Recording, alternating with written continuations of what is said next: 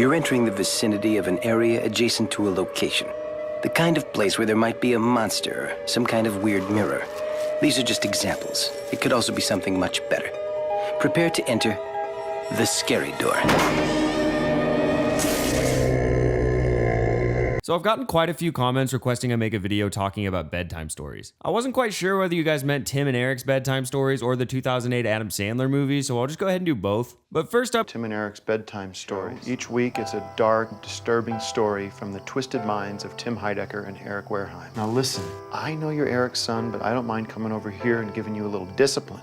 If you don't tell people about the damn show. It's a weird show. Actually pretty subtle by their standards, but of course it's gonna be weird. They made their bones with weird. It's a pretty big part of their brand, love it or hate it. It's not funny! But especially in the case of bedtime stories, they leverage their weirdness to successfully achieve what I believe this show set out to do. And no, I don't mean trying to be as weird as possible. It's actually the most common criticism I see of their work in general, and one I've always disagreed with. The idea that it's all just thoughtless weirdness for weirdness' sake. In fact, I expect to see those types of comments under this very video. What I'm doing is helpful. What you're doing is just negativity. Sure, some reaction to its inherent weirdness is of course a big part of the emotional response they're trying to evoke, so it's certainly part of the point. And yeah, there are plenty of examples I could go to for bits of theirs that I wouldn't really be able to explain to the uninitiated beyond, yeah, I guess they're just weirdos, like whatever this is. No.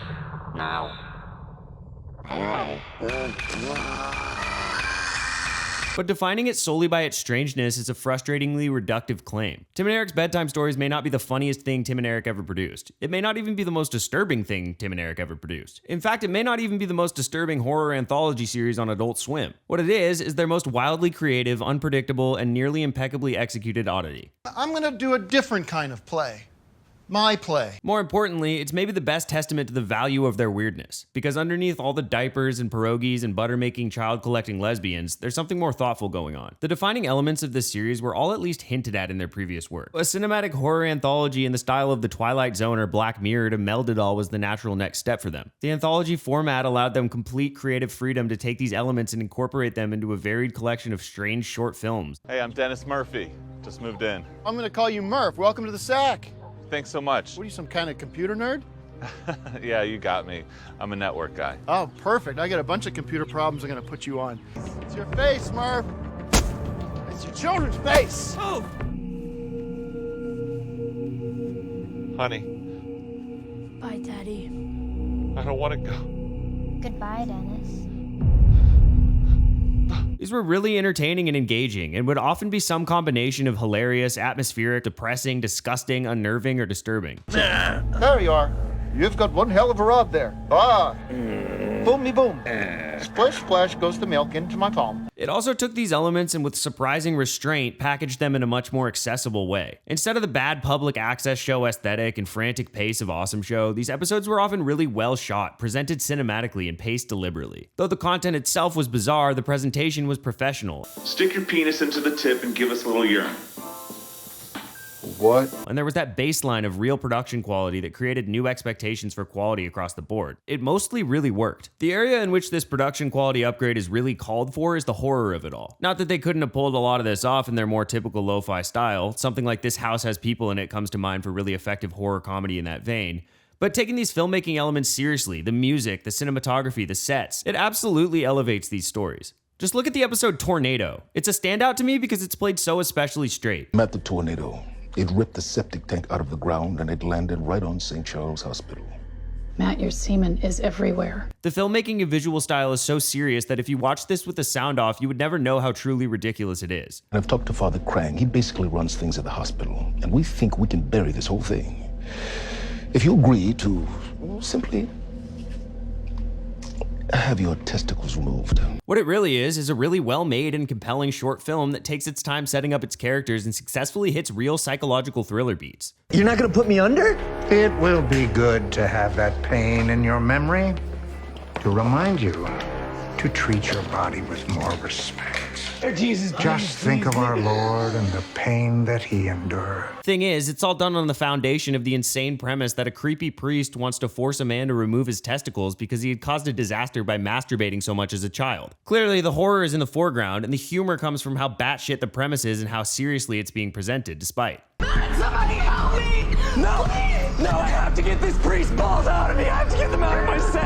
That's one episode, but the anthology is varied, and each episode takes its own approach. The first episode they dropped was a comedy-forward Halloween special that would be somewhat misleading to what the show would become. Essentially, what if we took these guys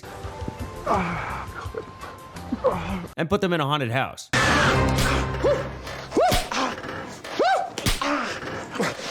This was a really goofy, honestly hit-or-miss short that had some real highlights, such as a badass theme song from Beach House and one of the most ridiculous musical numbers I've ever laid eyes and ears on. Who could I have been? This didn't really represent the show accurately, though. What does represent the show, however, is the way they subverted it and tied it all together at the end with Tim and Eric's Bedtime Stories wrap-up show. Mobile Tim and Eric Bedtime Stories wrap-up app. On Twitter, we are at TEBTS Wrap-Up Show. Tweets and Facebook messages. Facebook page. Some cool tweets and Facebook messages from you guys out there. Post on your news feed all the new kinds of information that you'll need to know about the wrap-up show. On Twitter, you can find us at TEBTS Wrap-Up Show. About our wrap-up show Facebook. Over there on Twitter. Go to the Facebook homepage. Go to the search engine. I think you're going to love following TEBTS Wrap-Up Show. Don't forget to chat. Both a parody of the Talking Dead style fan show trend as well as a reframing of the episode, suggesting that what we just saw was never really the point in the first place. That we're in some alternate reality in which that nonsense is being taken seriously. Are you really hurt? Yes, my femur is broken. Are you joking? I mean, honestly, can we... Look, I know we joke around a lot. I know that's our thing. I'm being completely serious. We hired Paul to do the stunt. You're sitting down and you popped up. It's just hard for us to understand how you broke your leg. Am I going crazy? I think so. This kind of post-ironic removal is a big part of why Tim and Eric are more than just random weirdos, and the rest of Bedtime Stories is a great example of how they use those qualities thoughtfully. The weirdness has meaning beyond itself because there's an extra layer of reality contextualizing it. In the rest of the Bedtime Stories episodes, this weirdness not only makes sense, but it's necessary. It serves a specific purpose, to make each story feel as much like the experience of having a literal nightmare as possible. My interpretation of the show is that we're actually seeing a patchwork of literal nightmares. Maybe life is just a series of dreams. The world around you ain't what it seems. This is supported by things Tim and Eric have said in interviews, and to me it's the most interesting lens to view the show through. So for the sake of this video, I'll run with that. You're gonna have nightmares. These episodes are not presented as grounded horror stories taking place in the real world or something meant to be taken literally. Every episode, even the silly ones, can be viewed as a nightmare someone from our reality is having. Maybe the show's greatest success is how well it does this, and accurately captures and portrays what a nightmare is like. Bad dreams are complex, and they can vary greatly. One person's nightmare may look like a typical slasher movie being chased down a dark hallway. Another's may look like a brightly colored world in which certain details are upsetting. Maybe the people in their life aren't acting quite right, or they're wearing something embarrassing in public. Bedtime Stories being an anthology allows them to portray this, because it's completely unrestricted in tone. I mean, the following two clips are from the same season of the same show. One, Eat up, troll. Shut up. 2. Thank you so much for setting this up. Oh God, I'm so happy that we can socialize.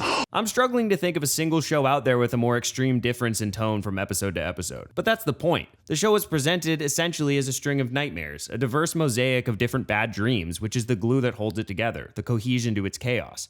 Just like with dreams, some episodes are completely abstract and removed from reality almost entirely, while others are grounded mostly in reality with certain abnormalities. One episode in which 3 eccentric men who live in a convertible bathroom are drinking urinal water and having cartoonish sex in their bedroom stalls is a completely unsettling, bizarro world fever dream that's about as far removed from realistic as you can get. I know it's our first triple date, but I've legitimately fallen in love with you and I want to take it to the next step, which is porking.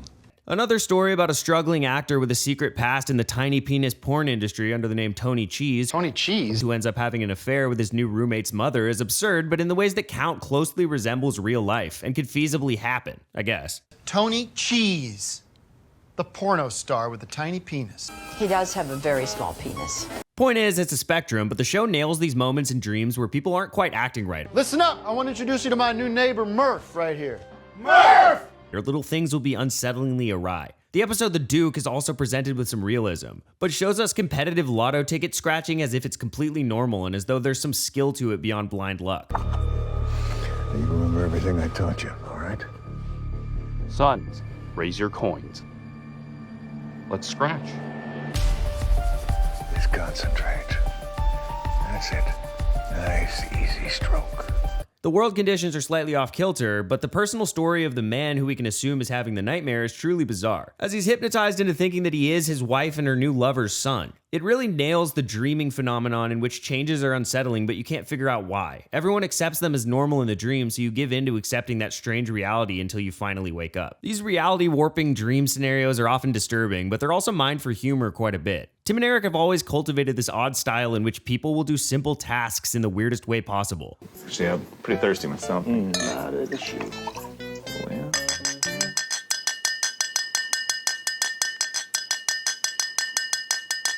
Or speak in strange ways that don't sound believably human. I hope you don't wear that big African hat. You swear you're not gonna wear that big African hat? I'm not gonna wear my big African hat. As though we're seeing through some alternate dimension. Probably a significant culprit for that common criticism that I mentioned earlier. But this behavior finds a justified home in bedtime stories beyond random silliness. It creates this great uncanny valley effect that's equally effective for comedy and creepiness. In these nightmare scenarios, people just seem off and behave in ways that feel designed to imitate humanity but can't quite pull it off. It's funny and also somehow deeply creepy. This is not how we expect a human to behave or go about completing this task. So it gives off this unsettling feeling that this person is an imposter of some kind, or the reality of this Inception dream world is somehow glitching. The two-part episode that spans both seasons, in which Eric Wareheim plays a suburban dad who ends up institutionalized after becoming so obsessed with the strange and terrible music of a boy who hits the brown note whenever he gets wet, has a similar effect. I hope you enjoyed my singing voice. I have some new songs I'd like to try tonight. I wear blue jeans and I wear them tight. We're the faaaas, the Nemo mouse, and the long pause. It's my new sound. It's a hilarious departure from reality, as not only are his actions ridiculous, but the way everyone talks makes it clear this reality is not quite our own. If you want to keep my boy's voice high, you gotta keep him dry.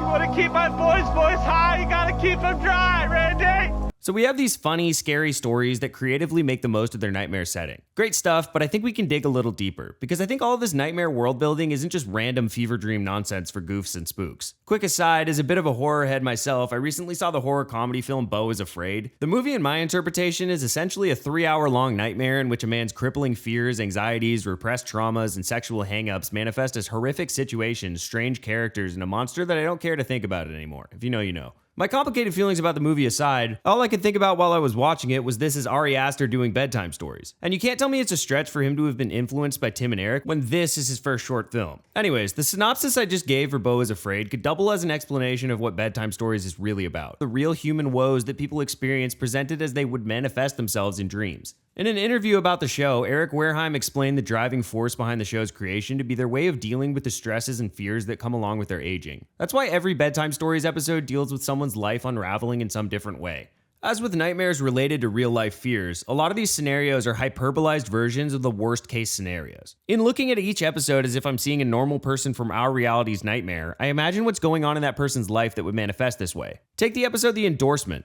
This is a good example because it stars actor Jason Schwartzman as himself, so it's easy to conceptualize this episode being a recording of his nightmare. He accepts a big paycheck to do easy work that's literally done while he's asleep, and the public turns on him because of it. Have you seen this billboard for the fancy watch with Jason Schwartzman? It's out on Sunset Boulevard. Hi, Mr. Schwartzman. This is Sharon calling from Martin's office. I just want to let you know we've decided to go in another direction on the film, so we won't need you to come in for the audition. A manifestation of would-be real Jason Schwartzman's struggle to balance artistic integrity and his public image with his materialism. I'm a legitimate, cool guy indie actor. I don't do commercials. His fear of losing what he's built by flying too close to the sun. Another example, Butter follows two women who let their child join the prestigious program offered by a wealthy man that promises great things for his future, and ends up killing and stuffing him. Clearly the worst nightmare of a poor parent always trying to do the best thing for their child, but always fearing what mistakes they might make, and what unintentional damage they might cause. Sauce Boy follows a man with a deeply shameful addiction to eating diapers that's affecting his family life and the lengths that he goes to kick it. Specifically, becoming the full-time sauce boy for a mafia family. Obviously, an addiction-related nightmare, but likely the nightmare of a person feeling so hopeless in their addiction that even their dream of a miracle cure comes with a hefty price, doesn't work in the end, and costs them their family either way. Obviously, these are just my interpretations, but I'd love to hear if you have different ones as you try to imagine what situation you'd have to be in to experience one of these as a nightmare. The Duke, you're afraid you're not good enough for your loved ones and fear being replaced. The Demotion, your responsibilities are draining you. Baklava, your career keeps pulling you away from your family when they need you most, but you can't do anything about it because you need to provide for them. Squat, you're unhappy with your body, but you can't motivate yourself to change because it feels pointless. Tornado, you have a secret from your past and you're constantly anxious that it'll catch up with you. Bathroom boys, you're anxious about dating and sex because you feel inferior and embarrassed about your life. Roommates, you have trust issues surrounding the people you care about, spurred by a past betrayal. You may say I'm doing too much work for the show, and that may be fair, but the show has a really amazing way of prodding your imagination, which in itself I think makes it great. Though the content is outlandish, they speak to real everyday human worries and fears that make them really relatable. Not easy to achieve, especially in horror comedy shorts. Bedtime Stories is one of the absolute best representations of the potential of horror comedy. Not always in literal execution, but certainly in the subtext of the show as a whole. The hybrid child of my two favorite genres, horror comedy, is frustratingly rarely well done, especially for what a potent mixture it can be. It shines when done in a way in which both elements are symbiotic. When the line is blurred between what's even supposed to be funny and what's supposed to be scary. Maybe you find yourself laughing at something horrifying and you can't even really explain why. My introduction to Bedtime Stories was actually at a live show in the middle of a groaning, squirming audience watching Bob Odenkirk playing a doctor who snips off people's toes and secretly eats them in the aptly titled episode Toes. You got a couple years left in these toes. You sure you want to snip them now? Yeah, they're gross to me. All right, well, we can take care of it. Okay, groovy. It's all bizarrely accepted as a commonplace elective procedure for those tired of their toes. Sweetheart, I've got good news. All your toes are gone. Good. There was an audible disgust at certain scenes, and I could see a few people watching through the cracks in their fingers. But the sound that won out overall was the laughter, especially when his stomach was cut open, revealing a belly full of toes. Belly full of toes. I got news for you. I'm your dad now. Let's go sailing. To genuinely make you laugh at something horrifying and leave you wondering why you found it so funny in the first place is the mark of successful fusion of horror and comedy. Being able to simply laugh at the stresses or fears or hang-ups that we as humans universally experience can be powerfully cathartic. Good comedic horror is obviously the perfect vessel for this, as these terrors can be safely presented in such a way that invites you or challenges you to laugh, because that's the point. Bedtime Stories exemplifies this perfectly because instead of fantastical fears like a killer doll hammering you out of a window, the show finds humor in these universal fears we all experience. Using humorous nightmares as representations of these is just such a creative way to invite this catharsis. Beau is Afraid tried to do this in essentially the same way Bedtime Stories did. Difference is, Beau is Afraid was 3 hours of one man with every conceivable fear and worry under the sun being bombarded by these manifestations. When you look at Bedtime Stories as a genuinely funny compilation of different people's nightmares that we can all weirdly relate to in some way, there's an odd sense of catharsis in that relatability. There's no killer doll coming after us, but there is the fear of loss, career stress, worries of inferiority, inability to trust, shame, addiction.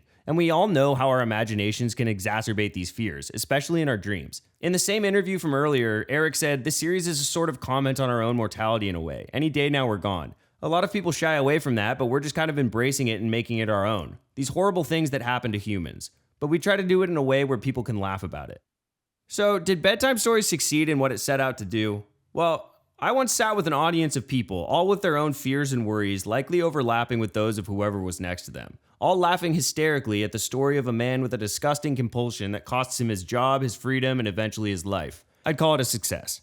As promised, here's my review of Adam Sandler's Bedtime Stories to close things out. The movie centers around hotel handyman Skeeter Bronson, who gets an unexpected surprise when he discovers that the tall tales he's been telling his niece and nephew are somehow coming true? Hoping to make the most of this mysterious phenomenon, Skeeter spins one outlandish yarn after another, but the children's unexpected contributions to the stories turn Skeeter's life upside down. Coming in at 1 hour and 39 minutes, the Sandman really did it again with this one. There's a funny guinea pig and it rains gumballs and Adam Sandler fall down. 3 stars, thanks for watching.